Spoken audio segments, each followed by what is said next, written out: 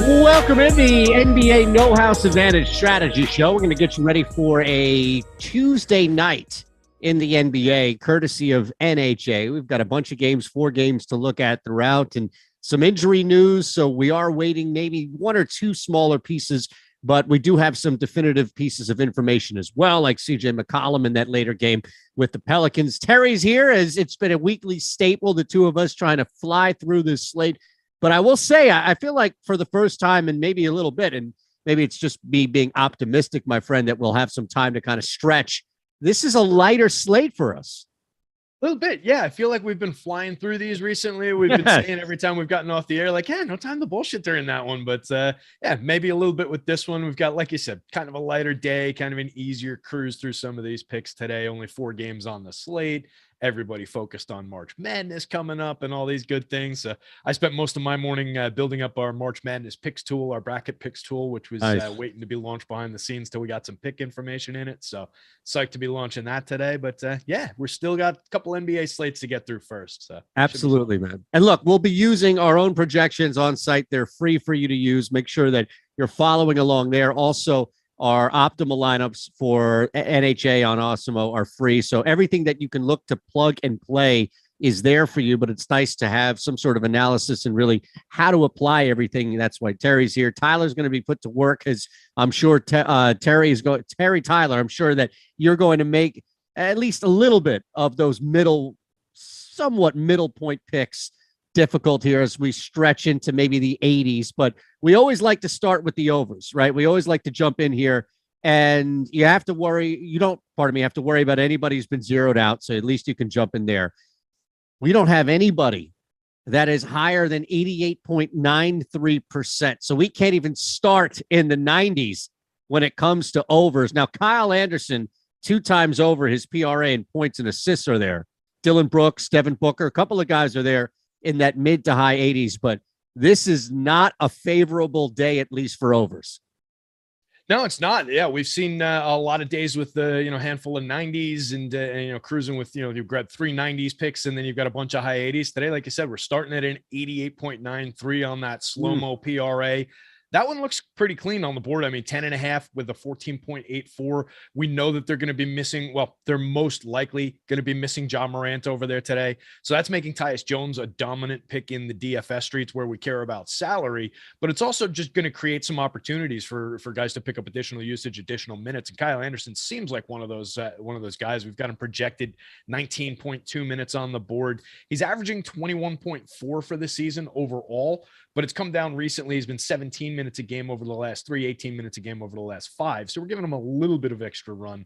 He averages in that season long 21 minutes. He averages a 15.3 PRA, and we're only looking for a 10.5. Seems pretty easy to me. That 88% is based on a 14.8. So I think we're right there on that one. So despite it being an 88er, I kind of like it as the top of the card here. I think that one makes sense. I think we're going to be looking at a lot of Memphis in a lot of situations today.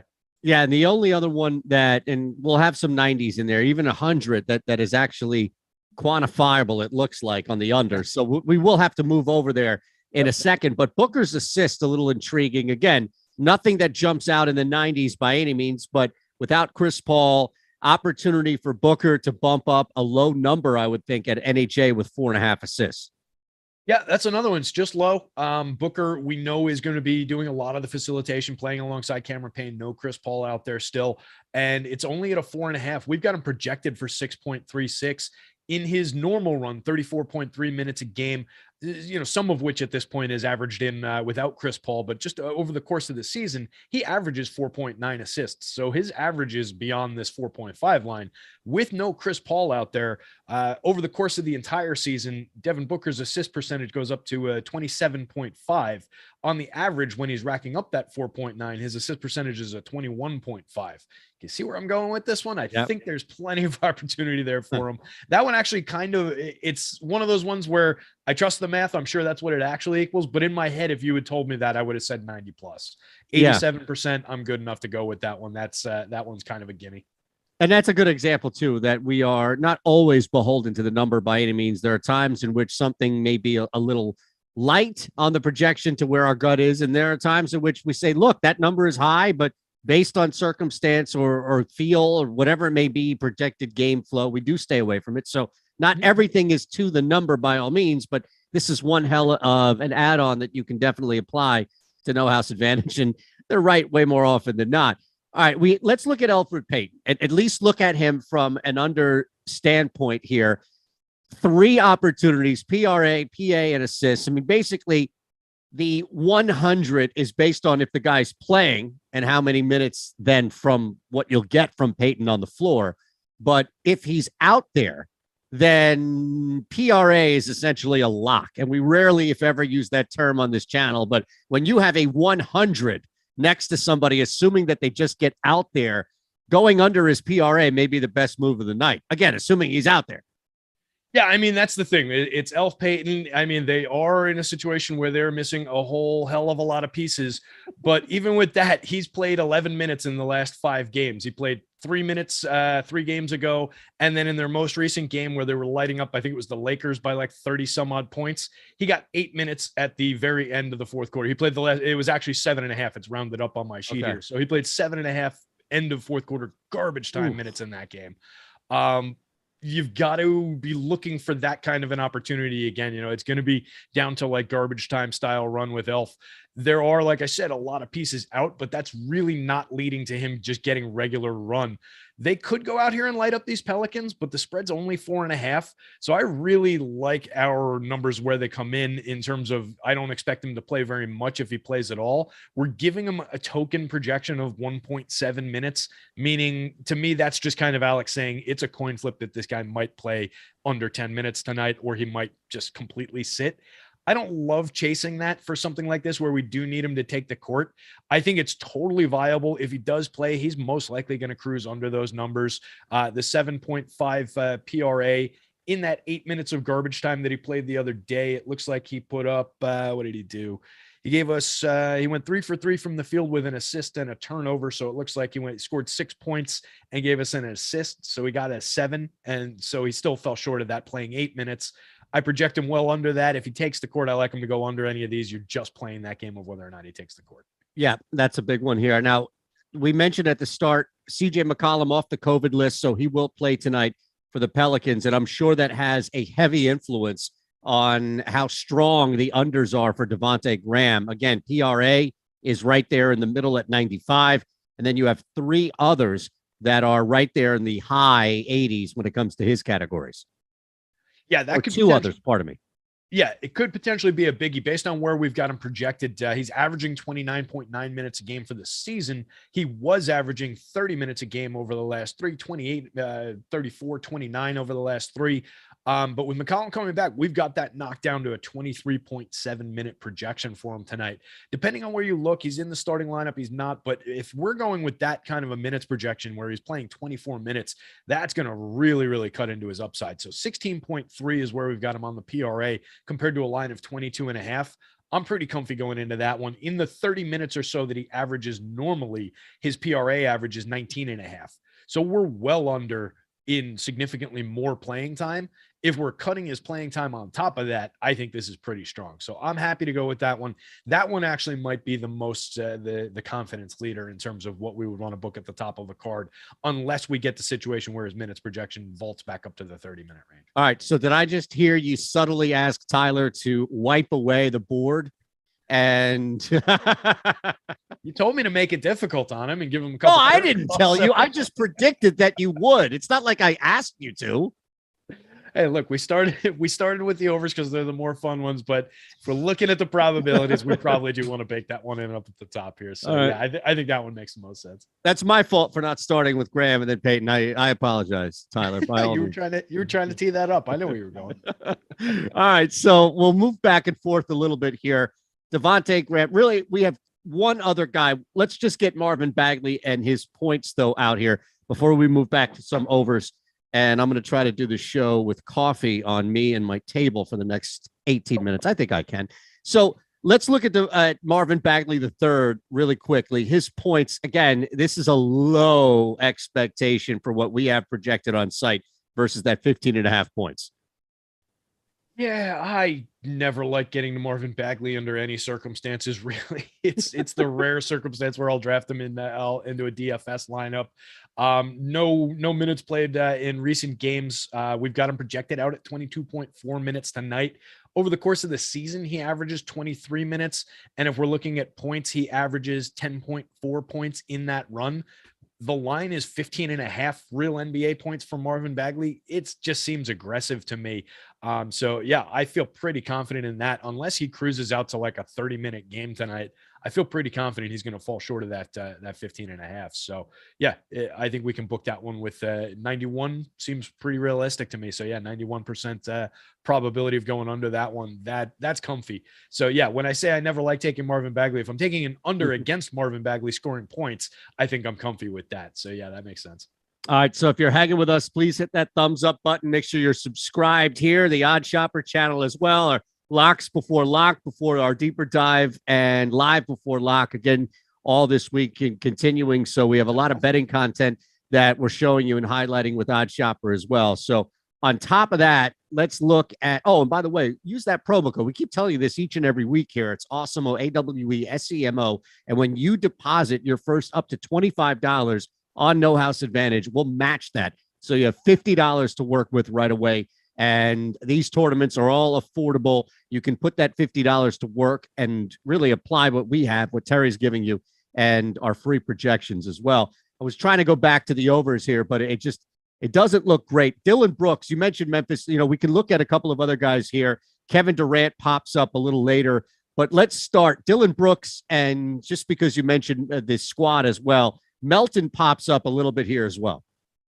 Yeah, I'm fine taking a look at any one of those. Dillon Brooks in the starting lineup, most likely in any configuration here. And like I said before, we're expecting John Morant to be out. So a guy like Brooks, who just could get hot hand shooting at any point and is totally happy in all circumstances to take those shots, I'm comfy giving him a little bit of additional usage here and expecting some production out of him. If we're looking at the PRA, 20.5, we've got him projected at a 27 PRA. His minutes are the same. It's just in terms of the usage and just the additional opportunity. In normal circumstances, he's averaging a 24.3 PRA. So we're already 4 points clear of that mark in normal circumstances. With additional usage, I see no issues with him cruising through that one. So that's another pretty high confidence one, even though it's at 86%. I see that one pretty strongly as a solid pick here, and it would apply to any of like the points plus assists, points plus rebounds. But we've got nice room on that on the 20.5. So I would go directly to the PRA one there. Yeah, and a reminder too, if you're following along, maybe you just popped up here, you saw Terry's out doing the No House Advantage show. You're thinking, all right, what's going on? You can't load up on Dillon Brooks, so it's one and only one. Now you're building multiple lineups.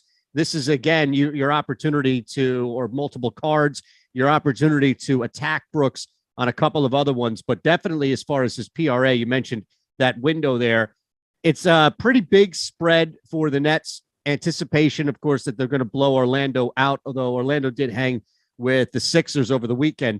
So if you look at Kevin Durant, PA, PR, even his PRA, where you may have a little bit of wiggle room there as well, those three, basically the points and then another category or two combined, seem to be a really strong way to go for Durant, as opposed to just going over. Now, it's not terrible where you have a 6-point gap. That's 2 full possessions that you have between the NHA line of 23.5 points versus the 29.73 that Alex has projected. But it seems like with adding either assists, rebounds, or both, you're giving yourself more room for him to smash it. Yeah, I agree with that. I think that it's probably a little cleaner to go with one or the other, just in terms of where our probabilities are. I mean, we're talking about the difference of like a percentage point and a half, so it's not egregious either way, but it does look a little bit cleaner just the way I'm looking at it, to go either the points plus assists or the points plus rebounds instead of all three together. On the points plus assists, for example, it's 27.5. Like you said, we've got him projected out at a 35.51. And if we're looking at just what he does for the season, he averages 35.5. Hey, go figure. That's where we've got him projected. We've got him projected. He's averaging 36.6 minutes. We've got him projected for 35.9. Yes, he's going to be playing alongside Kyrie down in Florida, but I don't really see that hamstringing him in any way. And definitely not to the degree that this number suggests. I don't think that's a 7-8 point gap here, just because Kyrie's on the floor. So points plus assists or points plus rebounds, I think we're nice and clear of that mark just in the average, and that he should absolutely smash through that. So another fairly high confidence overpick, and we're talking about one of the best basketball players on the face of the planet over the last 20 years. Right. I'm always happy to go with Kevin Durant in any situation like this. Yeah, and Irving, not there either. So with projections and stuff, and Durant clearly right there at the top. Even his threes at 69, if you wanted to round up there, a little over 69%, 1.5. Now I know those books are offering 2.5, and you may get plus money back on that. But this is an interesting. The reason why I bring it up is because if you look at the projection, right, it's 2.11, so it's way sharper towards the books at 2.5, but you're still favoring over 2 makes when Alex is running his projections here. And while it's 69.19, if we like Durant to have a big night scoring, and if we like Kevin Durant to be the main catalyst to why Brooklyn blows Orlando out of the water, he's going to hit 2-3. It doesn't mean he's going to hit more than that. But this may be one of these examples where the game flow, the circumstance, what he's been able to do with the monster volume of scoring and everything else that bumps up his points and above it, that maybe this is probably closer to a 75 to even 80% that this hits.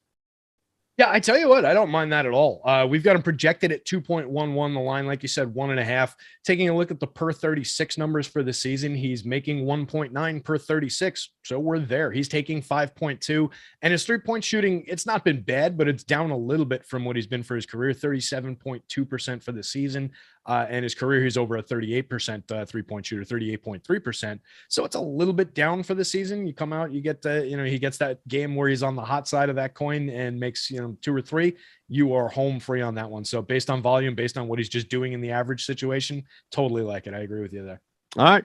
So we do have to kind of move back a little bit here. And I know we're going to get back to these unders as well. So if you have any suggestions out there, hit Terry up. If you were looking at somebody that maybe is somewhere in that low 70s, high 60s to get some thoughts on, with the assumption that maybe we won't get to that guy, don't worry. We'll hit any questions you have here for NHA as well. Duncan Robinson's PRA, 17.5. It's a pretty easy smash when you look at where our projections are for that. Yeah, I'm just pulling up. We do have Caleb Martin out. Duncan Robinson most likely getting that starting run there. Just making sure that we've got that accounted for. 24.3 minutes. Yeah, that's right on what he's been averaging over the last handful while he's been in that role. So considering that we've got him at the appropriate minutes for what he's likely to do tonight, relatively back to form Miami rotation outside of Caleb Martin for what we're expecting. We'll see Jimmy Butler on this list of unders in a minute as well based on that. But I think, yeah, if we're going to anybody from that team, this is the most likely candidate here. 17.5 is a high line anyway. We've got him projected at 13.64. And he's a guy who, he's a fairly thin contributor. He's primarily a scorer, doesn't do a ton on the boards or a ton facilitating for the season, averaging a 15.7 PRA. So he's averaging, roughly 2 below what the line is. And we've got him projected for slightly less than his season-long minutes. His season-long minutes average is 26.7. Like I said, got him at 24. So shave that down a little bit. That's pretty good. It's maybe, I don't know, 87. It's another one where again, math, yes, math works. Does it feel like it might be a little high, a touch high? Would I have said that's more like a 75 and 82? I might have, but Duncan Robinson's not a highly productive player. He's not somebody I really worry about coming in here. So whatever the number actually is on it, I think it's one that we can go to with relative confidence on this board. Yeah, as somebody who's been targeting at times, and again, it's all circumstantial, an opportunity for 3-point props with this guy. The window is the first quarter. Like if he's not knocking down shots right away, the Miami Heat aren't going out of their way to get him more looks later in the game. It's like he'll be out there as a threat, but it's not like a volume guy where, hey, okay, keep feeding. It's just circumstantial that he's on the floor and he'll get a look or two, but it's not like somebody, it's not like Buddy Hield or, Terry Rozier, who could miss their first 6 or 7 threes and they could still end up with 15 attempts like it's nothing. So, yeah, right. that window for Robinson is really narrow, if you will. Tight. Yeah, absolutely. And I mean, that's, you can kind of see it start to get borne out if we had a different sample where we were going on, a more limited minute scale and then extending that out. If I had prepared that, I would have been able to illustrate it a little bit better. But if we're looking at on the spot. Yeah, but if we're looking at like his full game average, right? He averages 26.7 minutes. He's taking 8.1 threes on the per 36 cents. So like when he's hot, presumably he's playing a little bit more. He's taking 10.9 threes per 36. So he's getting the extended run and he's utilizing it. That typically means like he's getting a little bit more run and he's getting those additional looks because he's making them. He's making 4 a game or 4 per 36. So you see that extrapolated there a little bit. And I think that point totally holds with him. He's a hot hand heat check kind of a guy. He's not a guy that they're going to go out of their way to if he's not already making them. That might be a flawed way to look at just how shooting and how, the mechanics of probability actually work. But that's what NBA teams tend to do with these guys. So yeah, if he's not there in the first, you're most likely not getting there. All right. So is there another guy here kind of in that range? And I'm just looking at our projections. We do have anybody that we haven't. Oh, Jimmy Butler's assist. You have a little bit of wiggle room there. I mean, pretty much 1.5.